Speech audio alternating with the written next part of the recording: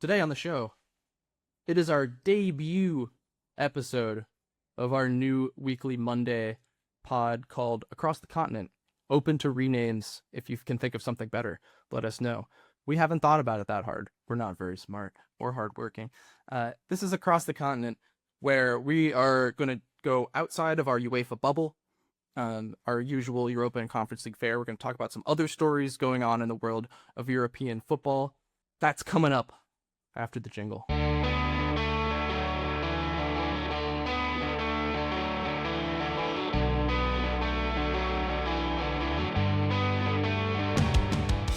Live from San Jose, California, and Brooklyn, New York, it is the Any Given Thursday podcast, Across the Continent, Episode 1. Today, we are giving you a little preview of the Premier League. We're going to be spending the first 5 or so of these episodes, maybe 6, I don't know, doing some league previews in some of the big Europeans' biggest leagues, and learning as we go.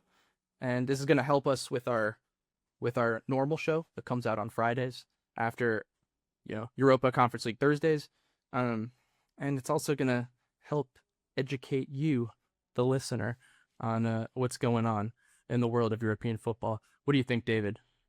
Are you proud of our efforts? I'm very proud. I'm really excited to get started on this and kind of expand our podcasting empire. Is that the appropriate terminology to use? I think so. Correct. I'm still waiting on that Serie A offshoot that you tried to start and stopped at one point. I think I think I did like 2 episodes and I was like, wait, I work full time as an attorney. Yeah, it's a lot of work. Yeah. Way too much work to do a solo see how much podcast. work it is to produce your own show. Yeah. Yeah. Story of my life, David. I just really need you to have an outlet for your Serie A takes so that every time one of the Italian teams comes up in the body of our pod, it's not like half the episode. You're just ranting about it. You know what I mean? Yeah, so we're going to talk about England today because it's the most popular league, much to your chagrin. It's probably the best league, much to your chagrin. Doesn't mean it has the best team. That's patently false. But the team that does have the league that does have the best team is a farmers league. So there's trade-offs. I say with jest. Let's start from the bottom up, though. Everybody's talked about who's going to win the league. We all know it's going to be Arsenal again. That's not interesting. Who do you think's going down, David? Who sucks? Who are the relegation contenders? Obviously, the 3 that come up are going to be relegation contenders until proven otherwise. That's how it works every year at this point. Sunderland was a lovely surprise last year. And you maybe could say that either Ipswich or Coventry or both could be contenders to surprise some people. Why don't you tell us what you think? Yeah, so the 3 promoted teams, Ipswich, Coventry, Hull, I think most people are predicting we're going to get another year where maybe all 3 teams go back down. And that last year with particularly Sunderland, but as well, who was the other promoted team that stayed up last year? Was it Leeds as well? Yes. Thank you. Also I was trying to make sure I had my season, Leeds season correct. That might be kind of like a one-off, that we're going to go back to this kind of yo-yoing that we've seen a lot of clubs do. And it's kind of, when you look at their transfer windows, you look at their summer markets, yes, they've spent a lot. Ipswich, Coventry, and Hull, in particular, yes. Ipswich have spent a shit ton of money. But it's still not a lot compared to what we've seen some of the other mid-table clubs be able to spend and not bringing in players as high a quality as maybe some of the other mid-table teams have spent. I have seen a lot of people maybe pointing to Sunderland coming back down to earth, last year being a one-off. Crystal Palace have had a really bad summer window, in my opinion. They've lost a lot of talent, and I don't think they've replaced them particularly well. Add on a coaching change to that as well. As much as I do like Pierre Sage, I think he's a really great manager. It's a new coach in a new environment. Might not work, might not be the best fit. I could also see them being back into a relegation battle. I've personally gone, I don't want to be too harsh on Hull, because I do not want to end up on those montages at the end of the year if they somehow stay up, where someone's clipped me saying Hull will be relegated in order to make fun of everybody who predicted it. But I do have them coming last. I think it's a pretty sizable gap between them and the rest of the league, with the exception of them having a great goalkeeper. I love Zolis. I think he's so good. But We've been big fan. If you listen to the pod, we've been big fans of him at Olympiacos beforehand, where he actually won the Conference League a couple of years ago. One of our favorite goalkeepers that we've covered on the pod in recent history. He should be fun to watch, and he's going to be very busy. So plenty of opportunity to show off his quality.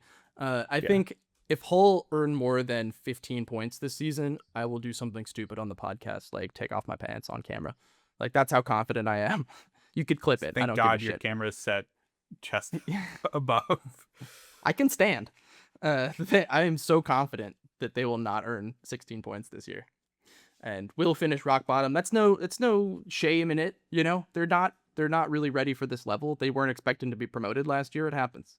You know, just enjoy the ride. If in you 19, look at the advanced stats for Hull last season, they were a bottom half team in the championship. A lot of advanced stats showed that they maybe should have been relegated off of that, but that's why you play the game on the pitch and not on the data set or on your computer, I guess, is where they do these analytics now. FM, I don't know. Yeah. But yeah, it's a big step up, and it's going to be very difficult to see them surviving.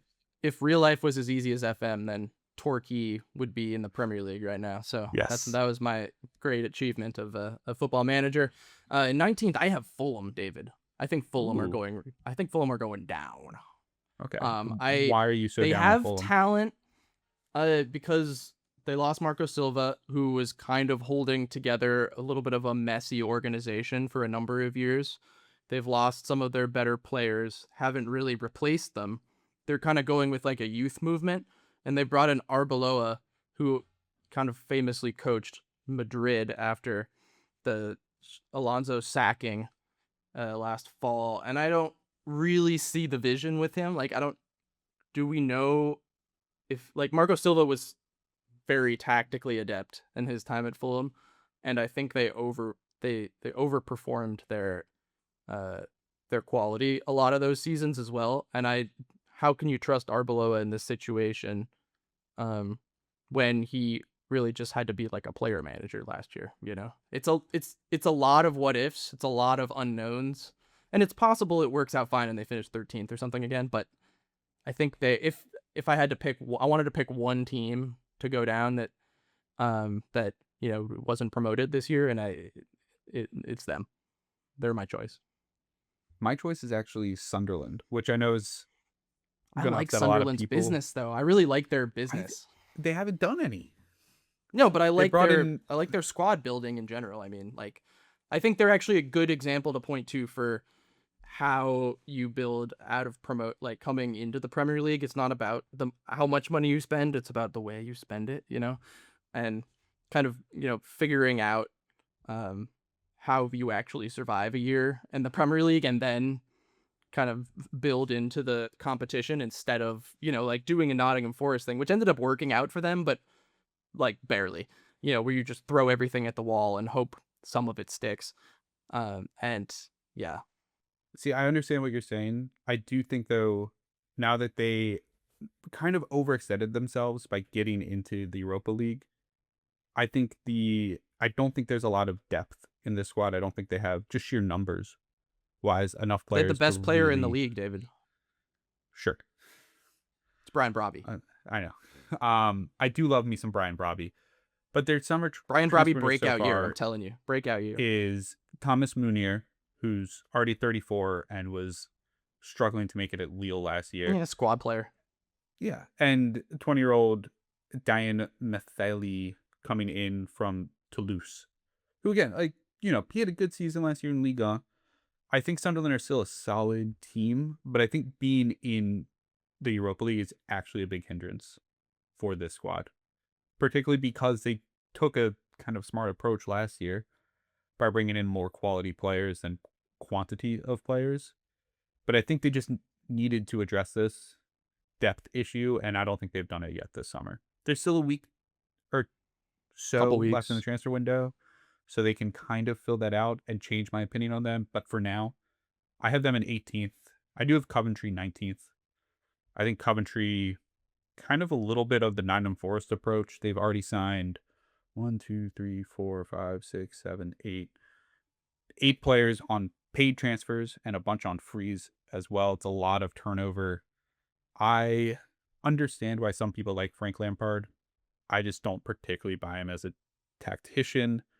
But maybe that's me holding his Chelsea and Everton stuff too over his head and not giving him enough credit for work with Coventry so far. But I had them going down. He's been a really good championship manager. That transition with the team is tricky. I knew I wanted to pick either Ipswich or Coventry to stay up, and I couldn't decide who. Coventry has a little bit more terms of continuity. Ipswich made the splashier moves for bigger name players that for the most part, actually like those. They seem like smart decisions on. It's a lot of money to spend, but they kind of had the run without spending this kind of money a couple years ago, bounced right back up from the championship, trying to make it stick this time. I think I like Ipswich a little bit more, to just stay out of that relegation zone. I wonder, we had a pretty historic number of points in 18th last year to get sent down, in the high 30s. I wonder if there's a little bit of a course correction this year and it's more like 30 points or something, just based on, I think the level of competition, I think, jumps a lot when you get up to like the 14th spot and above. I have Sunderland and Leeds in like the 12-13 range because I feel similarly about them. But I think the bottom 4 or 5 will separate themselves at some point. And I have Ipswich just staying up, Coventry going down with Fulham and Hull. Okay. Yeah, I think we're probably in similar spots, I think, with Ipswich and Coventry, where they should kind of both be fighting relegation, but I think both of them have a chance to stay up. It's just, does somebody else fall out of the mid-table into this relegation battle? Could be Palace. We talked about Palace. I have Palace in 16th. I think I had them do I have them in 17th? Yeah, I do. And it's kind of a similar reason as Sunderland. They've sold a lot of more sales, obviously. They never replace anybody. But they haven't replaced anybody, yeah. They never do. And as much as I like Pierre Sage, the change in manager, it's tricky. Yeah, and they're competing in the Europa League even 2 extra fixtures even that they were dealing with last year when the squad fell apart in the winter for a couple months because of lack of availability for that's such a small squad, and they don't have the Glasner magic now. So yeah, I think it's a little scary. I could see them flirting with that. I think they have too much quality for that, but it doesn't take much when your squad is this thin to put yourself in a spot of bother. I feel the same way about Everton because they don't have Europe, so I have them in a comfortable 15th, but Moyes apparently hasn't been speaking to Everton media. He's clearly unhappy that they've done like no business again. It seemed like, he dragged them back into respectability the last couple seasons, and now it seems like they're kind of flirting with, stabbing themselves in the back again, or shooting themselves in the foot rather, which they can't seem to help but do. So I have them in 15th because I think Moyes will keep their heads above water, but it's not going to be pretty, I don't think. Yeah, I think I have them a couple spots above that. And again, a lot of that's just based on the fact that it feels like I'm defaulting to just like a lack of thought with Everton because it's David Moyes. His teams don't get into relegation battles. He keeps them up. He's a good, reliable manager. And I think Everton are I kind of like the sustainability of their current squad and the stability that they have in there. So I think couple that with David Moyes, a reliable manager, I feel like this is a team that should be safe to avoid getting dragged into a relegation battle. Unless he's furious and quits in November, and then we'll see. Yeah, then we'd be reassessing. I have Newcastle in 14th, which seems low, but some people have them even lower because their squad's been so gutted, have a new manager who's promising but young, and I think they'll be okay, but I think there'll be some really gnarly growing pains at points here. And I think they'll come out the other side okay, but it's just a really competitive group here in this like 9 to 14-ish range. And I think it could shake out any which way. But they landed at the base end of that for me, for lack of continuity and unknowns. Mm-hmm. I can understand that. I am a lot higher on them coming into the season, and part of that's because I wasn't a fan of the fit of Eddie Howe with the team previously. He did such a good job. keeping their. I mean, they went through so many crazy changes in his tenure there, and they ended up kind of fucking him at the end with the squad building. And I think it was smart for him to leave. Not and Yeah, also, at the end, his I don't voice has want this probably to gotten be stale, but a criticism of Eddie Howe as a manager. It's a little bit of that is baked in. Is I don't think he's like an elite manager, but I don't think the players on the squad fit how Eddie Howe wanted to play, and I think it kind of. they couldn't I get do those think players. They Newcastle wouldn't just go. never wanted to They wouldn't go commit there. that way. Yeah, Yeah. that's a good point too. The midfield's going to be a huge question mark though, with Tonali and Guimaraes leaving. Yeah, they lost all their best players. Yeah, I'm not entirely sure who's going to be starting. Anthony for Gordon, them. they lost their 3 best players. Yeah. And Joe White as well to Crew Alexandra. Well, That's that a hurts. big loss. That's that really a tough hurts. one. I think that really hurts. Sean Stoor coming in from Ajax, if that they paid a big fee for a player who did not play a lot for Ajax, and I think there's going to be a lot of faith put on him as well, which might not be the best for his development. But if he can bet himself into that squad, I think he's the type of player who can really easily replace a Tonali, right? Like physically gifted, he can progress the ball super, super well, both on the ground and through passing, or on the dribble and through passing on the ground. But he's 18, and it's such a big risk to put any type of pressure on an 18-year-old moving to a new country. So I don't have Newcastle in a European spot, but I think I have them fighting for that last Conference League spot. I think Yohan Wissa will have a nice bounce back year. He kind of reminded people in the World Cup this year with Congo how good he was. He had a bit of an injury-riddled start to the Newcastle career after the Brentford move, but I think he'll impress some people. I have Leeds 13, Sunderland 12, and then I have this group of 3, 11 Bournemouth, 10 Brighton, 9 Forest. I've put Forest just ahead of them because, they obviously have a lot of talent in the squad and had underperformed in the league the year before. But this is mostly a vote of confidence in Ollie Glasner, who we talk about a lot on the show. Obviously, his run with Frankfurt to the Europa League final last year, taking Palace to the Conference League final and winning that trophy.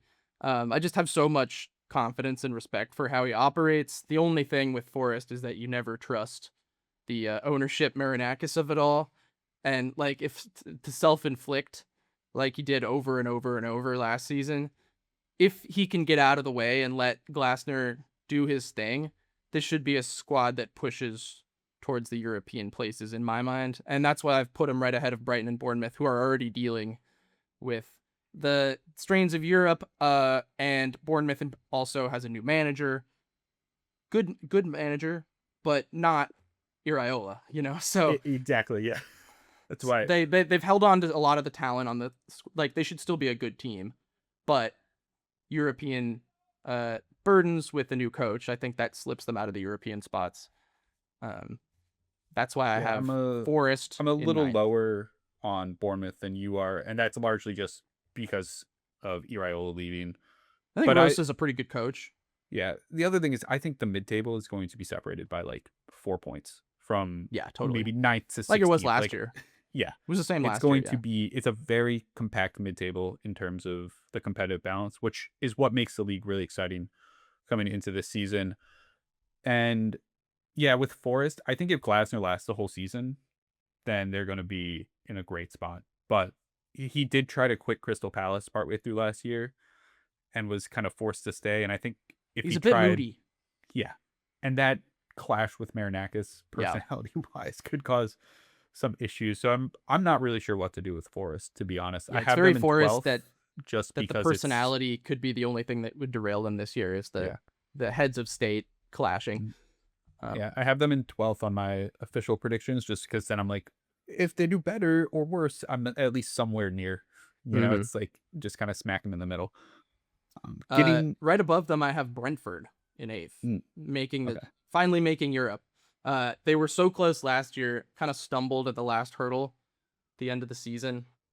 I just think they're always doing clever stuff, but they showed especially the second half of last year, they looked like the best version of themselves, playing to all their strengths, and a lot of their strengths sort of counterbalance against how the other really strong teams in the division want to play, and that really benefits them going against the grain a little bit, being a little bit more direct.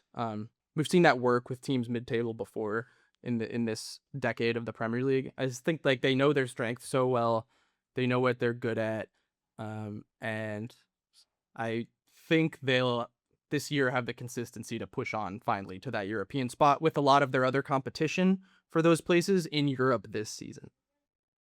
Yeah, I can see your argument for that. I have them a couple spots below, which might be more just me kind of backing Brighton and Newcastle a little more than you do. Although I think we're probably both pretty similar on Brighton. Buzz But buzz. yeah, I just have Brentford just a little behind there, so not totally far off with your ideas. Up the bees. Now it gets tricky with top 7 because I think literally anyone 2 through 7 in this grouping can finish in any of these places this season. It's a fascinating situation for a lot of these teams. We have a team like Villa, who I've put in 7th because there's finally been a little bit of turnover. I actually like some of the business they've done, and I like this. I love, obviously, Monzambi, but this like refresh of the attack with younger players I think is pretty exciting, and I could see them actually just pushing on and having an awesome season and finishing top 4 again, and making another little effort in the Champions League.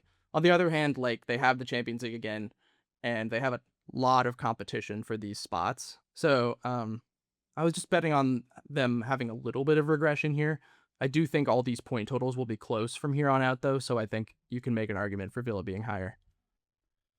Yeah, I think they should be still pretty comfortable qualifying for Europe. I think swapping I Morgan agree. Rogers for Monzambi is not a big fall off in terms of current quality.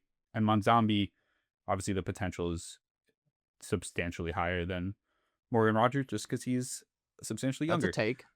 Yeah, that's I a mean, take, though. is it? Yeah, I think so. I think Maybe it's a I'm take. too locked into our Europa League world. I think to so. see I mean, this as a Monzambi's take. really talented, though.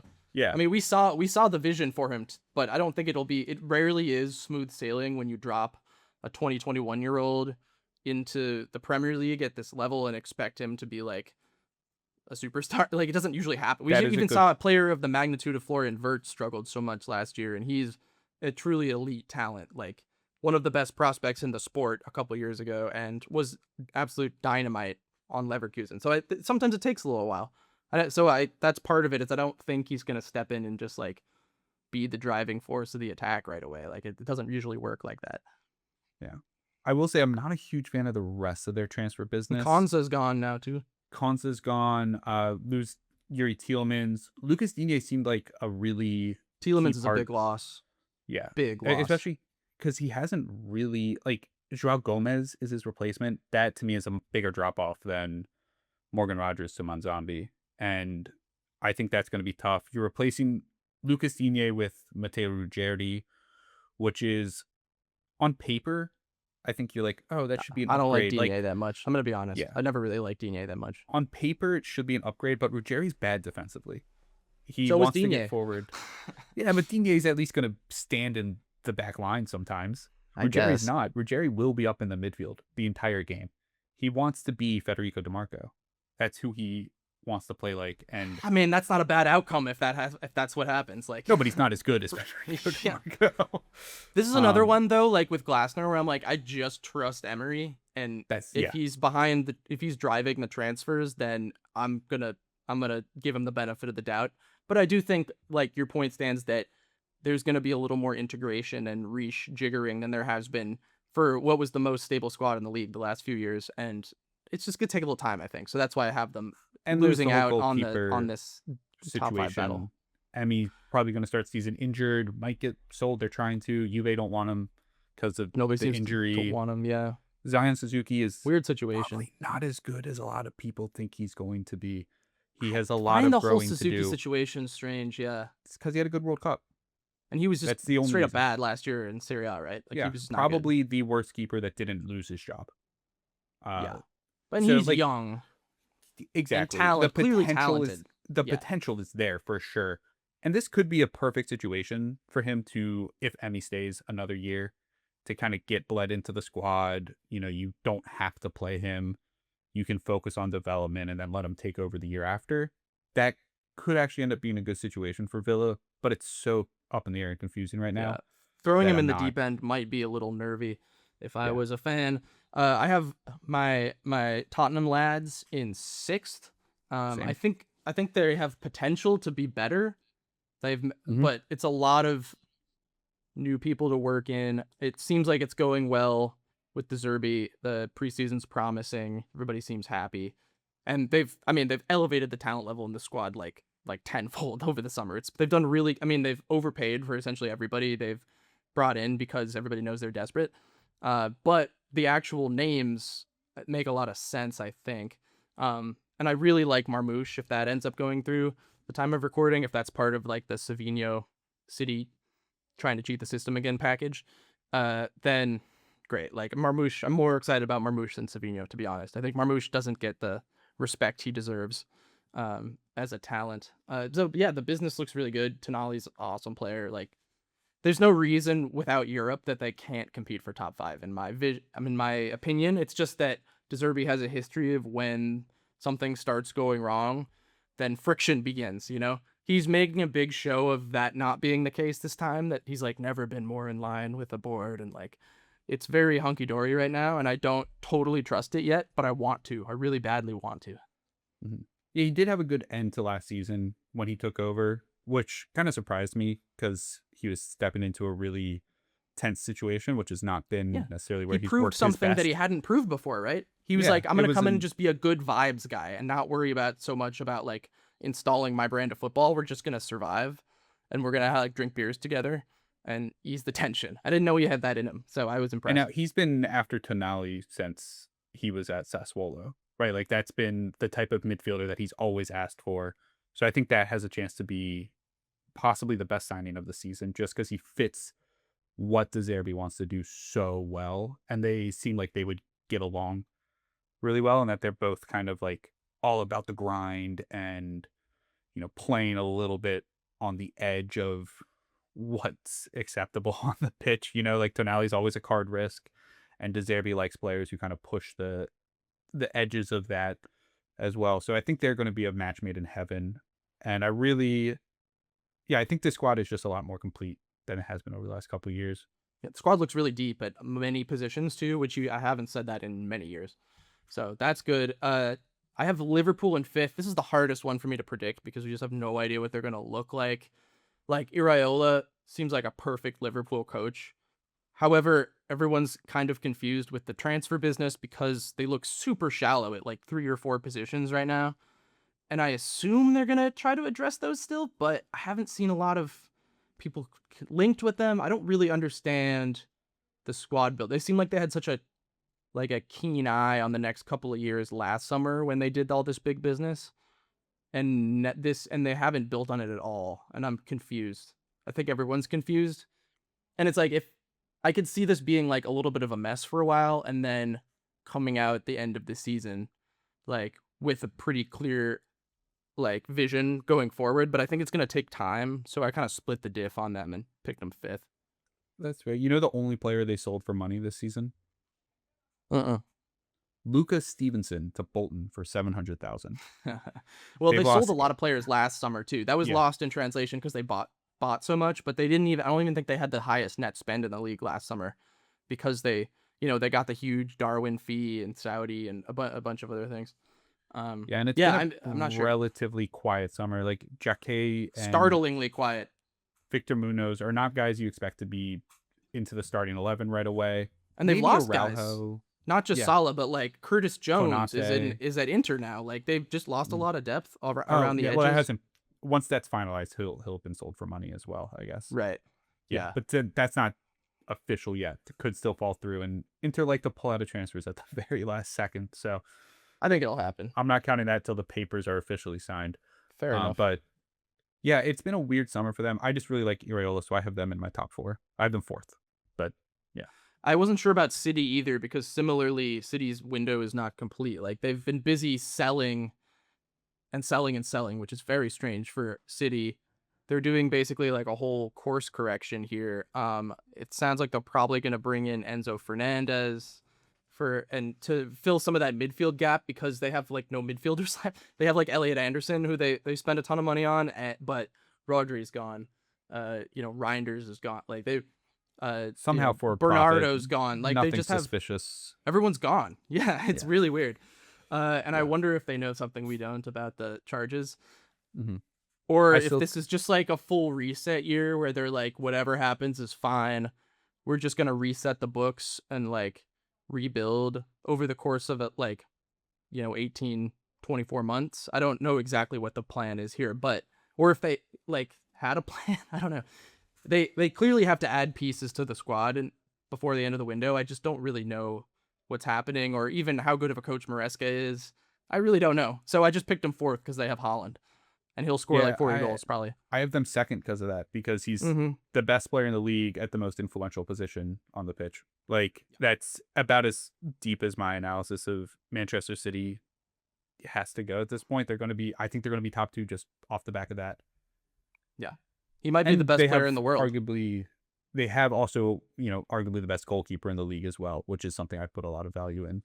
Is Haaland, if we had war in soccer, wins above replacement, is Haaland number one on that list in the world? At least in the Premier League, for sure. Yeah, definitely. Yeah. I have United at third because although I don't really love anything about United, I think with all the flux going on around them, they've had a weirdly stable period the last, however many months. And I think Carrick can make Rashford work a little bit more. Obviously Bruno really broke out again under him last year. I just think they like the stability and of the second half of last season under him will carry forth, and they won't be overwhelmingly good, but it'll be enough to get them top four again. So I have them third, but not a challenger. Yeah. As well. I have Chelsea in second. This is maybe controversial because it's Chelsea, but this is really a vote of confidence in Xabi Alonso, and I know the club is completely falling apart around him, and the ownership is a disaster, and they might have to sell again, and nobody knows what's gonna. And they have like transfer bans now, and all sorts of stuff going on. But I just have this I just think that Xabi makes perfect sense for the team, not the club, the team, and he'll be incredibly motivated after Madrid kicked him to the curb unjustly, in my opinion, to reaffirm like the talent level he has demonstrated as a manager. Remember, he had an undefeated season until the Europa League final as coach at Leverkusen. He's where he was amazing with young players, but also was really good at balancing veterans like Xhaka. Xhaka's career took off again for the second time under him when it looked like he was past his prime. I just have a lot of confidence in what he's going to be able to do. And the squad is good. Like, that's been the dirty secret this whole time through all the mess of that they all have a ton of talented players on the team. So yeah, it's kind of been a too many cooks situation, I think, over the last few years. There's just and with too many that's guys funny you you gotta say rotate that through. because with all the difficulties that the ownership and maybe they'll just leave him alone for once. Maybe they'll be distracted. That might be the best thing. Yeah, they've had a busy summer too. They always Palestra, do. Morgan Rogers, Lacroix, right? Like it's right. They paid what was it, £417 million for Morgan Rogers? Is that right? Yeah, something like that. It's absurd that he is the most expensive English transfer of all time. Well, we talk about the Premier League like ruining the markets for transfers and stuff. It's mostly Chelsea. Like, Chelsea is the club after Bluco took over that is solely responsible for inflating prices like this. Like, it was always after Bluco. They did it with Abramovich too. True. Like, yeah, it's their fault. They've done it's also them. Valentin Barco moving to Chelsea feels like he's already been there for 5 years, just out on loan to Brighton and then Strasbourg. But I guess technically a new signing, even though, yeah, we knew he was always going to end up there. But yeah, I just think it's going to work. Mm-hmm. Yeah, it's a lot of questions around Xabi Alonso after, kind of a bad spell with his last stop in Madrid. But here we. I don't really think that was his fault. Yeah, I agree with you. I think he's more the Leverkusen manager than the Madrid manager. I completely agree. Process of elimination. I think we both have the same champion, Arsenal. Unfortunately for you, no, I as actually a Spurs don't. fan. I actually don't. I have it as a blank vacated spot in the league where nobody is awarded a trophy because no one has deserved it. Fair. Arsenal, the one thing I'll say about them is that they're now being rewarded for biding their time and like judiciously building out the squad to be this like mega super depth team of 18 center backs and like a couple midfielders. They like why do they need Konsa? How many fucking center backs do you need on one team? It's insane. They could, to be fair, Saliba's out for probably 2-3 months. Gabriel Fine. looked completely dead during the World Cup. He'll be fine. They have like I 8 think center that's, backs that would start for every other team in the league. Yeah. It's crazy. It's crazy.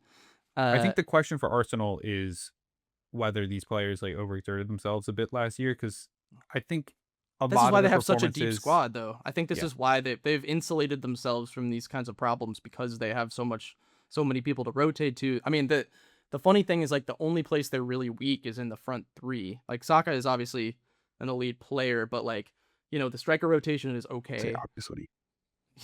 Yeah, it's okay. But I was just texting you this the other day when Keane was like might be moving for like 30 million in Serie A. And I'm like, would Moise Keane be the best striker on Arsenal this season if he was on, you know? He Yeah, might I don't be. think he would be, but I think he'd be You know my getting games point, though? for sure. You know what I mean, though? Yeah, Like, I get your point. Like, is he not? I don't know. I know Havertz is probably better than him, but it was like an overall player, and more consistent at this point. But I'm like, is he that much better than Keane? I don't know. But it doesn't matter because they don't have to score with their strikers. They can score with their defenders on corners. So, and now they have they've kind of waited out Pep. They've waited out everybody, and now they have this long, probably a couple year runway where they might not have another Premier League challenger for a couple years. So good for them. Who fucking cares? Losers. Yeah, I guess this year's going to go a long way in shaping my opinion on Mikel Arteta. Mm-hmm. Because if he allows them to play football this year, you mean? Yeah, basically. Because yeah. there's a difference between winning one league title as a manager and creating a team that wins multiple league titles and is consistently there. And nothing Arteta has done has been groundbreaking managerial wise, right? He's not. No, he's a copycat basically, which is it's effective, but he hasn't invented taken a style that yeah.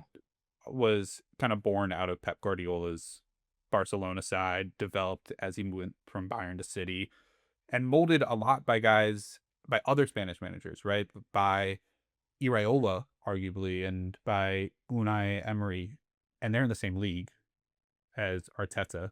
But Arteta's the man management side is where he can separate himself here, and like getting players to be able to show up and go back to back in a league is very difficult if you're not spending at the level of Manchester City. So they are, but PSG, yeah, they have been. I mean, comparative to the rest of the league, because Man City, when they first went on their run, their spending compared to the rest of the league was crazy, astronomical, and Arsenal's is more in line with current City and Chelsea.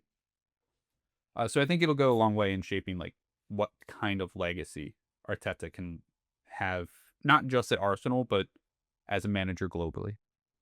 No other manager in the league could have had the guts to buy a club dog and then name him Win. Only Arteta could have thought of that. Dude, he has to be the cringiest manager, too. So tacky, dude. So tacky. And I don't necessarily mean that as a criticism, because some players really buy into that. And clearly he's got a squad of guys who do. But, man, he can be so cringy. So tacky. Whatever. Works, it works, I guess. But, yeah, my hope for them would be to, in a vacuum, outside my Spurs brain, to play some better football this year. That's all we ask. You know, if you're going to win the league, at least, like, demonstrate the quality you have in the roster. That's all I'll say, you know? Yeah. Let's just ease off the rugby tackling in the box a little bit. Please.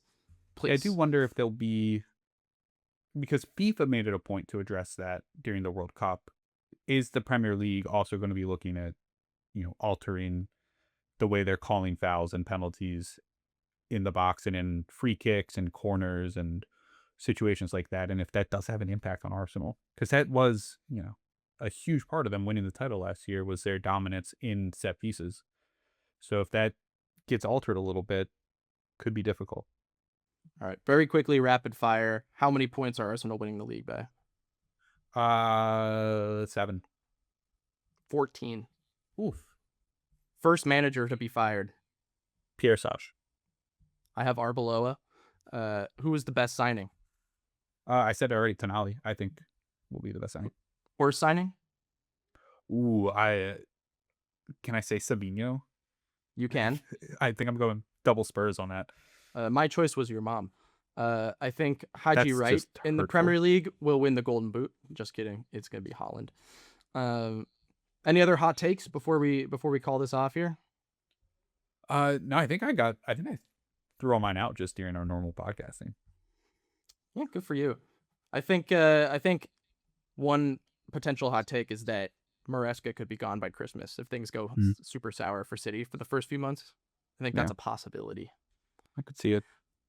Yeah. Other than that, I think we're ready to do a cheers here. How do we cheers on this new show? Do we even do it? Do we do something different? Wow, we have not thought this through. Yeah. I don't know. It's a preview, so who would we be cheersing to? No one's done anything yet. No Except one's done anything Arteta yet. for winning the title last year, but you wouldn't want to do that. I would never. So I think we have to pass on the cheers for now. We need to think of a new way to end the show then. That's our signature move. I know. We could cheers to one of the managers that got promoted last year. Gary O'Neill. Well, he didn't. I thought that Gary, we didn't talk about Gary O'Neill, but that's a fascinating appointment for this team. I guess just because he has a history of keeping teams up, but what a strange career Gary's ended up having. It feels a little safe. I think he kind of lost his pot a little bit at the end of Strasbourg. And yeah, well, that was a hard it was a bad situation to be coming into. But yeah, I'm not maybe we should cheers to Liam Rossignol. We could cheers to Frank. We can give it to Frank, sure. All right, we'll give it to Frank. Frank, cheers to you for making the Premier League with Coventry. I hope you don't get fired, I guess. I hope you guys stay up. I like Coventry. Great end, as usual. Nailed it again. We're so good at outros. We're out.